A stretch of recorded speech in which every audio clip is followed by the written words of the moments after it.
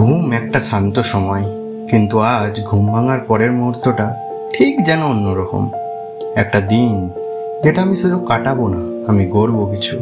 সকালবেলায় চোখ খুলে মনে পড়ে গেল আজ একটা ব্লগ বানাতে হবে।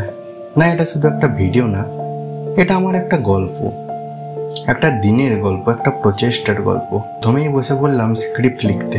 চাই একটা ভালো স্ক্রিপ্ট হোক, যা তোমাদের মনে কোথাও গিয়ে লেগে থাকবে। তুমি ভাববে, তুমি হাসবে, তুমি আনন্দিত হবে। ক্রিয়েটারদের লাইফ কেমন হয় একটা ক্রিয়েটারই জানে, যে ভিডিও বানানোর পেছনে কত কষ্ট। কখনো আলো ঠিক হয় না, তো কখনো ভয়েস ঠিক হয় না, তবুও বারবার আমরা এটা করতে থাকি, কারণ আমরা এটা ভালোবাসি। একটা ফ্রেমে আমি চাই আমার স্বপ্নগুলোকে সাজিয়ে রাখতে। ভিডিওর পেছনে এই পরিশ্রমী কেউ দেখে না, কিন্তু আমি জানি প্রত্যেকটা ক্লিক, প্রত্যেকটা শব্দ সবই মিলে কিন্তু একটা অনুভব। বিকেল গড়িয়ে এলো, এডিটিং চলছে, মিউজিক খুঁজছি, তো কখনো কাটে লাগাচ্ছি। ঘন্টার পর ঘন্টা চলে যায় এই মনোযোগে, কারণ আমি চাই তুমি ভিডিও দেখে শুধু কিছু ভালো অনুভব করো। একটু ব্রেক নিলাম, বাইরে গেলাম, একটু ঘুরলাম। এই শহর, এই গ্রাম যেন একটা নতুন রূপ, আর ক্যাফের চা সবকিছুই যেন একটা নতুন অনুপ্রেরণা।